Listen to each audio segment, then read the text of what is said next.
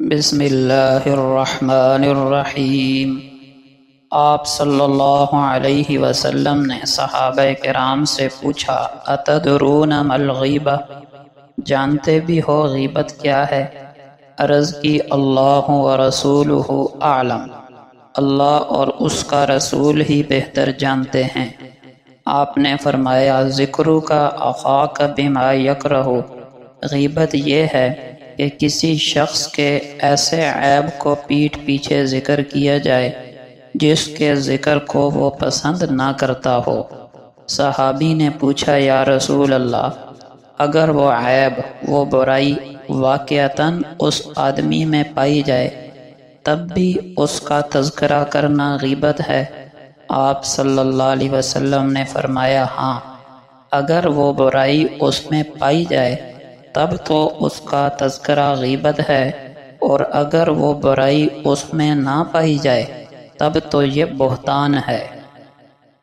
حافظ ابن حجر رحمہ اللہ فرماتے ہیں، کسی کے ایسے عیب کو پیٹھ پیچھے بیان کرنا یہ غیبت ہے جس کو وہ پسند نہ کرتا ہو، جس کا تذکرہ اسے پسند نہ ہو، چاہے وہ عیب اس کے بدن میں ہو یا دین میں یا دنیا میں یا اس کے نفس میں یا اخلاق میں یا مال میں۔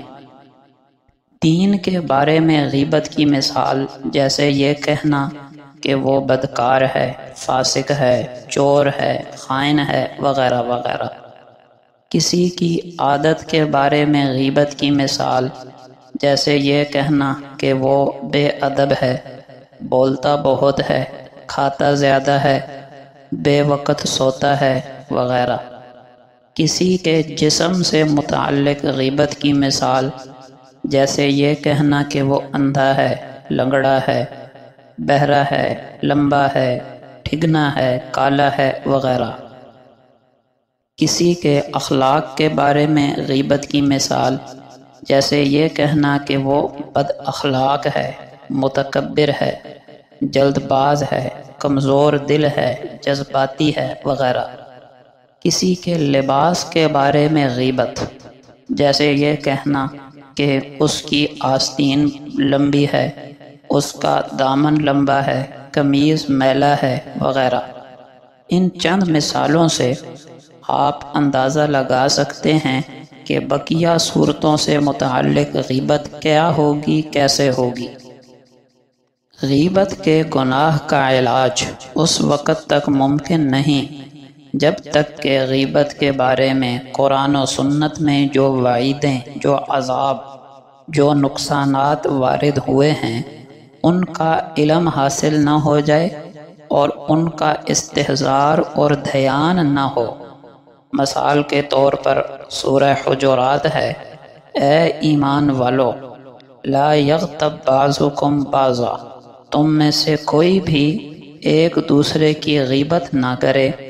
ایحب احدکم ان یأکل لحم اخیہ میتا فکرہتموہ، کیا تم میں سے کوئی بھی اپنے مردہ بھائی کا گوشت کھانا پسند کرتا ہے؟ اس کو تو تم ناپسند کرو گے۔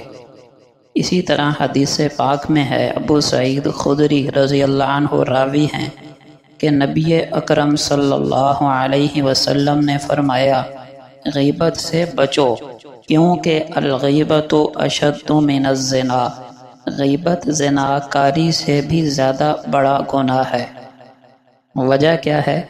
وجہ یہ بیان فرمائی کہ آدمی بدکاری کا ارتکاب کرے اور توبہ کرے تو اللہ پاک اس کی توبہ قبول کر لیں گے، لیکن غیبت کرنے والے کی بخشش تب تک نہیں ہوگی جب تک وہ آدمی نہ بخشے جس کی غیبت کی گئی، کیونکہ اس کا تعلق حقوق العباد کے ساتھ ہے۔ لیکن علماء نے لکھا ہے کہ اگر کسی کی غیبت کی تو اس کو جا کر بتانے کی ضرورت نہیں کہ میں نے آپ کی غیبت کی، آپ مجھے معاف کر دیجئے۔ اگر اس کو نہیں پتہ چلا تو پھر صرف اللہ سے معافی مانگ لے، توبہ کر لے، اور جن لوگوں کے سامنے غیبت کی تھی ان کے سامنے اقرار کرے کہ میں نے غلط بولا تھا، یا اس آدمی کی خوبیاں بیان کرے۔ بلا وجہ اس کو جا کر بتائے گا کہ میں نے تمہاری غیبت کی جبکہ اسے پتہ بھی نہیں، تو خواہ مخواہ بدگمانیاں جنم لیں گی کہ یہ میری غیبتیں کرتا رہتا ہے۔ ہاں، اگر اس کو پتہ چل گیا کہ فلاں بندے نے میری غیبت کی، پھر جا کر اس سے معافی مانگنا ضروری ہوگا، تب توبہ قبول ہوگی۔ حضرت جابر بن عبداللہ رضی اللہ عنہ سے روایت ہے کہ نبی اکرم صلی اللہ علیہ وسلم کا گزر 2 قبروں کے پاس سے ہوا۔ آپ نے فرمایا، ان دونوں کو عذاب دیا جا رہا ہے اور کسی بڑے گناہ کی وجہ سے نہیں، ایک کو پیشاب کے چھینٹوں سے نہ بچنے کی وجہ سے اور دوسرے کو چغل خوری کی وجہ سے۔ غیبت یہ چغل خوری ہی کی ایک شکل ہے، تو پتہ چلا یہ ایسا گناہ ہے جو عذاب قبر کا سبب ہے۔ حضرت انس بن مالک رضی اللہ عنہ سے روایت ہے کہ نبی اکرم صلی اللہ علیہ وسلم نے فرمایا، معراج کی رات میں ایسے لوگوں کے پاس سے گزرا جو اپنے ناخنوں سے اپنے چہرے نوچ رہے تھے۔ میں نے پوچھا، اے جبرائیل، یہ کون لوگ ہیں؟ فرمایا، یہ وہ لوگ ہیں جو دوسروں کی غیبت کرتے تھے، ان کی عزتیں اچھالتے تھے۔